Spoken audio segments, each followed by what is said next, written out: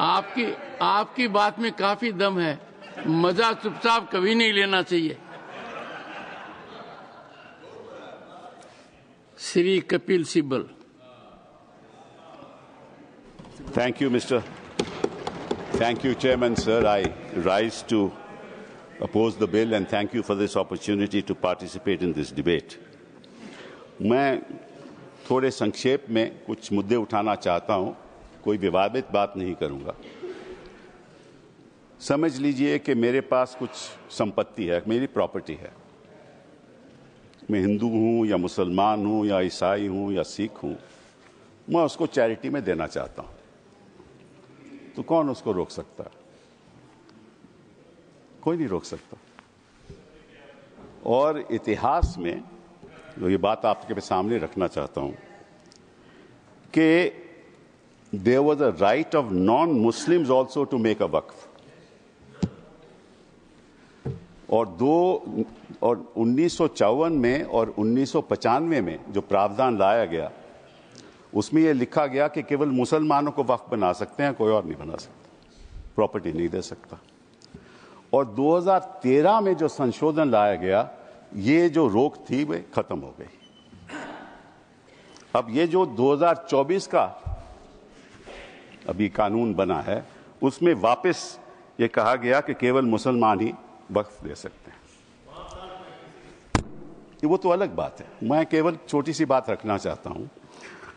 मैं as far as the 17th century, and I'll give you a judgment of the Madras High Court, which observed that it is common for the Hindu zamindars to have Muslims in their territories to make Muslim endowments. Similarly, in Arur Singh versus Badr Deen, Lahore High Court upheld the right of a Hindu to make waqf of his property for a Muslim graveyard. After independence, Nagpur High Court upheld the right of a non-Muslim to create waqf. और हमारे प्रधानमंत्री जी, इनकी मैं बड़ी इज्जत करता हूं, हमेशा कहते हैं वन नेशन वन लॉ। तो अगर वन नेशन वन लॉ होना है तो बताइए भाई साहब कि ये केवल कहना कि मुसलमान ही वक्फ दे सकते हैं, ये किस किस्म का लॉ है? ये किस किस्म का लॉ है? और ये भी कहना कि मुसलमान को पहले 5 साल मुसलमान बने फिर तय करना होगा कि तुम वक्फ दे सकते हो कि नहीं। अरे भाई, प्रॉपर्टी मेरी, मालकियत मेरी, चैरिटी में मैं देना चाहता हूं, आप कौन होते हो कहने को नहीं दे सकते? ये कौन सा कानून है? ये छोटी सी बात है, ये कौन सा कानून है? मैं हिंदू हूं, हिंदू होकर भी मैं दे सकता हूं। ये तो मेरी मर्जी है ना, प्रॉपर्टी तो मेरी है, आपका तो कोई हक नहीं। तो पहली बात तो ये कि ये आपने प्रावधान रखा क्यों? अगर आप वन नेशन वन लॉ की बात करते हो कि सारे धर्मों पे लागू करो, कोई भी दे सकता है। पहली बात ये। दूसरी बात, एक नड्डा साहब ने बड़ी अच्छी कही कि देखिए ये कितनी एकर्स प्रॉपर्टी औकाफ की है, वक्फ की है। मैं उनको बताना चाहता हूं कि there are 32 Waqf boards in this country in different states merely supervise administration of waqf properties in their respective states. But please note kar lijiye Nada ji, total area of Hindu religious institutions in Tamil Nadu, Andhra Pradesh and Telangana respectively is 4,47,000 in Tamil Nadu, 4,65,000 in Andhra, 87,000 in Telangana, 723 acres with Tirumala Tirupati Devasthanam, and thus it comes to 10 lakh acres only in 4 states. And आप कहते हैं कि देखिए औकाफ में 8 लाख एकड़ है। अरे भैया, आपके हिंदू टेम्पल्स में भी इतनी संपत्ति है, वहां आप क्या कर रहे हो? बाकी स्टेट्स में देखो ना। अच्छा, और ये नहीं कि हर धर्म में सुधार नहीं होना चाहिए, उतार होना चाहिए। मैं आपके साथ सहमत हूं, हिंदू धर्म में भी सुधार लाना चाहिए, लाना चाहिए ना, हिंदू धर्म भी सुधार लाना चाहिए। अंडर हिंदू धर्म, एक मिनट हिंदू धर्म, मैंने आज तक किसी को टोका नहीं, मैं केवल छोटी सी बात रख रहा हूं आपके सामने। हिंदू धर्म में भी सुधार होना चाहिए अब हिंदू धर्म के अंतर्गत अगर कोई सेल्फ एक्वायर्ड प्रॉपर्टी हो तो वह अपने बेटों को दे सकता है, बेटी को नहीं दे सकता। कहता है मैं नहीं दूंगा अपनी बेटी को। इस्लाम में भी है कि भाई को ज्यादा मिलेगा और बेटी को कम मिलेगा, इस्लाम में भी यह है। वहां वक्त से द्वारा सुधार हो सकता है, यहां कोई सुधार नहीं हो सकता। तो आप अगर महिलाओं की बात करते हो तो एक कानून लाओ कि हिंदू लॉ में कोई अपनी सेल्फ एक्वायर्ड प्रॉपर्टी केवल बेटों को नहीं दे सकता, वहां महिलाओं का हक होना चाहिए।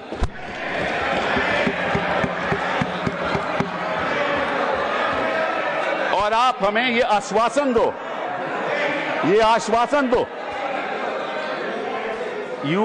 you make a commitment in this house that you will bring a law which will protect the right of daughters when they want to give away their self acquired property. दूसरी बात ये मैं आपके सामने रखना चाहता था। तीसरी बात मैं आपने सामने रखना चाहता हूं। आपने कहा, और ये बात आपको वैसे जाननी चाहिए, शायद मालूम नहीं आपको बताया या नहीं, लेकिन ये जो बोर्ड है ये स्टैट्यूटरी बोर्ड है, पहले भी था। इसमें कोई नॉमिनेट नहीं होता था। मैं आपको बताता हूं क्या वो स्टैट्यूटरी बोर्ड था। Most nominees were of the government, पहले भी। MPs are there, judges of Supreme Court, High Court, civil servants were there. And the chief executive officer of the board is a civil servant. Government can give directives to the board and even supersede it. Tribunal members are nominated by the government. ये तो पहले स्थिति थी। तो अगर सरकारी यहां नियुक्ति थी तो गलत कौन काम कर रहा था? आपने उसको क्यों सुपरसीड किया? सब नॉमिनी क्यों आपने रखवा लिए? अरे भैया पहले भी तो स्टैट्यूटरी बोर्ड था, तो आपने प्रावधान क्यों लाया? ये अगर कोई गलती हो रही थी तो मुतवल्ली से हो रही थी। होता क्या था कि मुतवल्ली इसी वक्फ में अब डील कर लेता था और उसकी वजह से ये मिसमैनेजमेंट होती थी। आपको उसको ठीक करना चाहिए था। हम भी आपके साथ हैं। पहली बार मुझे याद है, आई थिंक इट वाज 1954, कि तमिलनाडु के ब्राह्मण ने एक कहा कि हमारे यहाँ मंदिरों में बड़ी गड़बड़ हो रही है, और उसकी वजह से 1954 एक्ट बना। तो गड़बड़ तो सब जगह होगी, आपकी सरकार में भी बड़ी गड़बड़ हो रही है, वो भी हो रही है, वो ठीक है, वो तो गड़बड़ तो होती है, गड़बड़ तो होती है। तो अब आपने क्या किया? अब बड़ी इंटरेस्टिंग बात है, आपने क्या किया? आपने कहा कि भैया अगर कोई, सर देखिए आपने सबको 15-15, 20-20 मिनट दिए, मुझे 10 मिनट दे दीजिए, ज्यादा नहीं मांगता मैं, थोड़ा सा। सर कपिल जी, हम मुद्दे की बात कर रहे हैं, हम कोई पॉलिटिक्स की बात नहीं कर रहे। नड्डा जी ने कहा कि यहाँ कोई पॉलिटिक्स की बात नहीं हो रही, क्योंकि देश के भविष्य का सवाल है।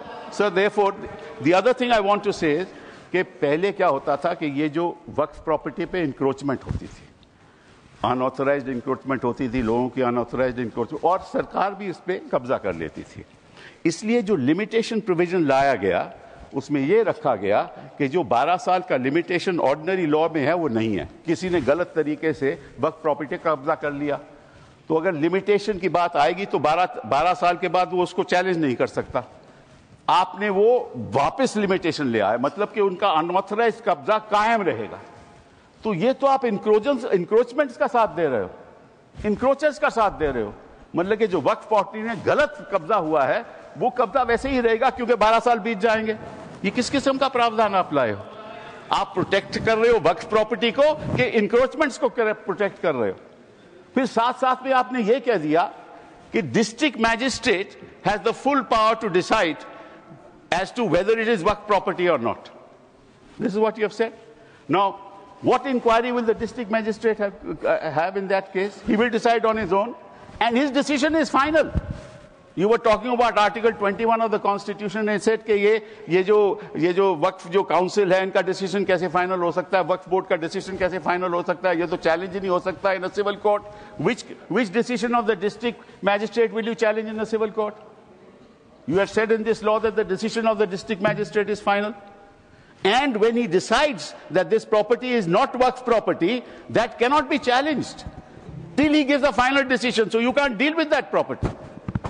You give finality to it. और वो जो आपने रखी है बात कि ये जो इंडाउमेंट्स हैं, ये जो वक्फ है, इसकी जो ट्राइब्यूनल की डिसीजन है ये फाइनल रहता है, ये आपने कहा ना। नो, अगर वो वक्फ ट्राइब्यूनल का डिसीजन फाइनल रहता है तो सिविल कोर्ट को तो कोई हक नहीं उसको चैलेंज करने के लिए। यही बात हिंदू इंडाउमेंट्स एक्ट में है। हिंदू इंडाउमेंट्स एक्ट में जो उनका मैनेजमेंट है उसका डिसीजन फाइनल है। थैंक यू कपिल तो अगर हिंदू इंडाउमेंट्स का डिसीजन फाइनल है वो तो आपको कोई आपत्ति नहीं, यहां ट्राइब्यूनल का डिसीजन फाइनल है तो आपको आपत्ति है। Thank you Kapil ji. ये है sir, thank you sir. Sir last one, Shri 1 second sir, last 10 minutes sir, last sir, okay last sir, the only, देखिए ऐसा है 2014 के बाद आपके पास टाइम बचा ही नहीं है संजय जी।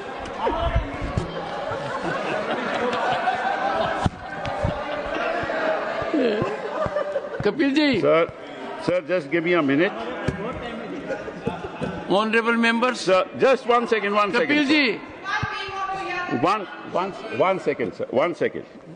What is the fact of the matter is the problem. 1 second, Kapil ji. The Honorable Parliamentary Affairs Minister. Sure. मेरे ऑनरेबल चेयरमैन सर, पिछली बार भी कपिल सिब्बल जी जब यहाँ बोले थे तो मैंने कहा था कि सीनियर एमपीज बैठ के हमारे साथ में डिबेट डिस्कशन में हिस्सा लेगा तो हम लोग अच्छा लगता है। लेकिन प्रॉब्लम क्या है कि वो कई बातें बोल करके सीधा चले जाते हैं, क्लैरिफिकेशन नहीं सुनते हैं। उनके बोलने से पहले 1-2 लोग बोलते हैं तो वो जरूर सुनते हैं, मगर उसके बाद वो कुछ ऐसा सवाल रख करके चले जाते हैं, फिर वो सुनने के लिए बैठते नहीं। तो रात को जब मैं जवाब दूंगा तो वो तो रहेंगे नहीं। तो इसका ऐसे परिस्थिति में मुझे क्या करना चाहिए सर, आप बताइए, क्योंकि ये तो बड़ा समस्या हो गया सर। कपिल जी, एक मिनट, 1 सेकेंड सर, जैसे कि उन्होंने बड़ा, क्योंकि उससे सीनियर होने के नाते उसका सूझबूझ समझ, उसका इंटेलेक्ट को तो मैं चैलेंज नहीं कर सकता हूं, लेकिन जैसे कन्फ्यूजन बात करके चला गया। उन्होंने 4 स्टेट का रिलीजियस जो लैंड है उसको वक्फ का साथ में कंपेयर करके कन्फ्यूजन करके चला गया।